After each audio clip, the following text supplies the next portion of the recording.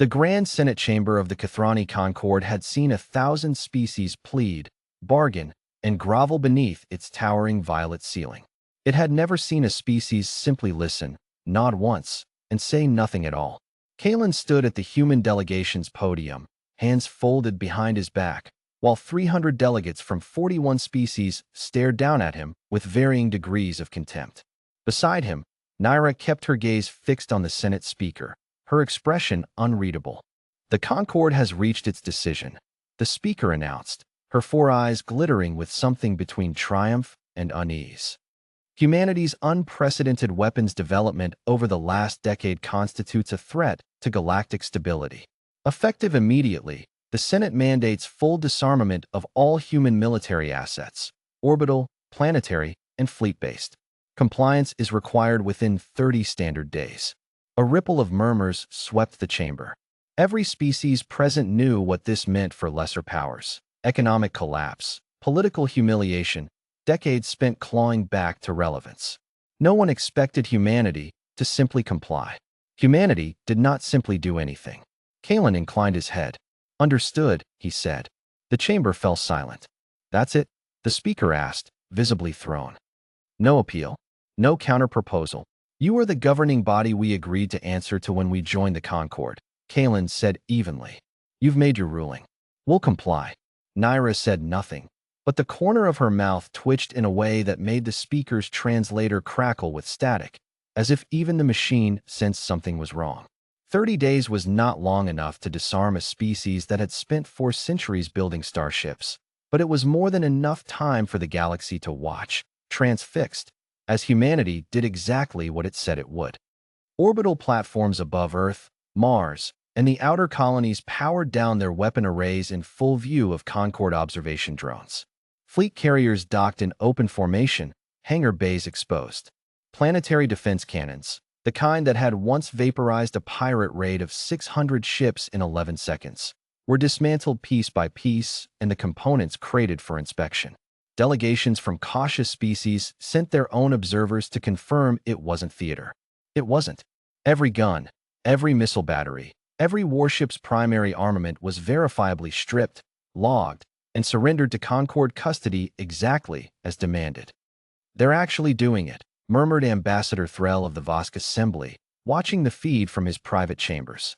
"I didn't think they had it in them." His aide, newer to interstellar politics, allowed himself a small, relieved breath. Maybe they finally understand their place. Threll did not share the sentiment. He had sat across from Kalen during 3 trade negotiations. He had watched the man smile pleasantly while systematically outmaneuvering seasoned Concord diplomats on tariffs no one else had even noticed were on the table. Kalen did not comply. Kalen complied strategically, and there was a difference the size of a supernova between the two. "Watch the timeline," Threll said quietly. "Something about this 30 days will matter more than the disarmament itself." On day 29, with humanity's fleets sitting gutted and unarmed in dock, 3 pirate confederations that had spent a decade avoiding human space struck simultaneously.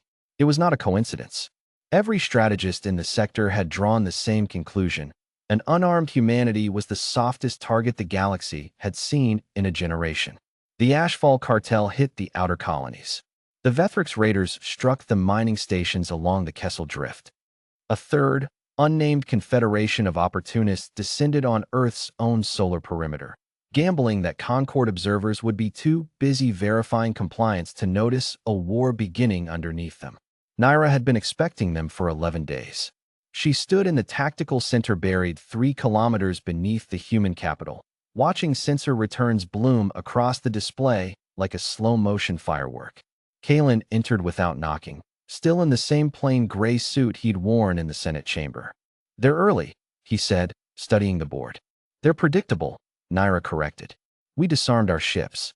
We disarmed our platforms." The Senate mandate said nothing about anything else. Kalen allowed himself a small, thin smile. "Show me." What the galaxy learned over the following 6 hours was that humanity had, for the last decade, been building 2 arsenals in parallel. One visible, bureaucratic, cataloged down to the serial number and entirely surrendered to Concord inspection exactly as ordered. And one that had never been declared a weapon at all, because it had never been designed to look like one. The Orbital Solar Collector Network, quietly expanded over 8 years under the banner of clean energy infrastructure, redirected its full output into focused thermal lances that burned through cartel hull plating like paper.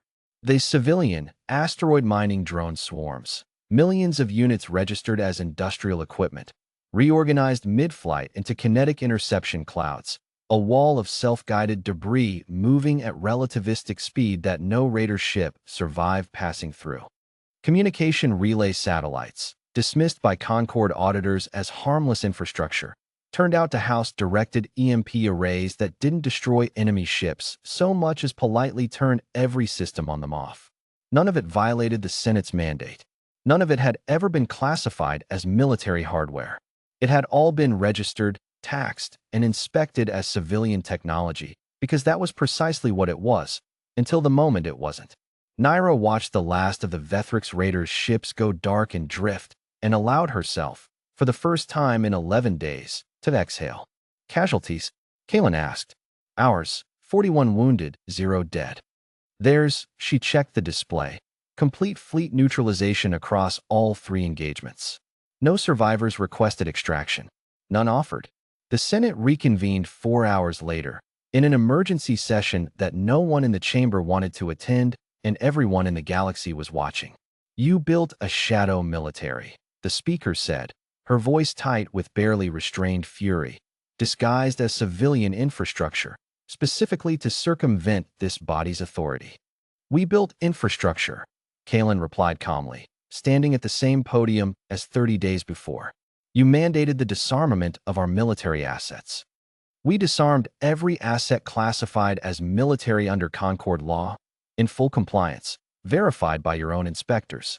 What you're describing now is a request to disarm our civilization, our power grid, our industrial base, our communications network, because you've discovered it's also capable of defending itself. That is exactly what we're describing, the speaker snapped. Then say so, Kalen said. Draft a mandate that disarms our solar collectors, our mining drones, our satellites, anything with a plausible defensive application, and we will comply with that too, exactly as written, exactly on schedule. But I'd ask this chamber to consider what's left of a civilian economy once every piece of it capable of self-defense has been stripped away by decree. Naira spoke for the first time, her voice quiet but carrying easily through the vast chamber. You wanted a defenseless humanity. What you got was a humanity that stopped calling its defenses weapons. That's not a loophole, speaker. That's a lesson. Every piece of technology capable of sustaining a civilization is, by definition, capable of defending one. You cannot legislate that fact away. You can only choose whether to understand it. The chamber said nothing. Ambassador Threll, 3 rows back, allowed himself the ghost of a smile.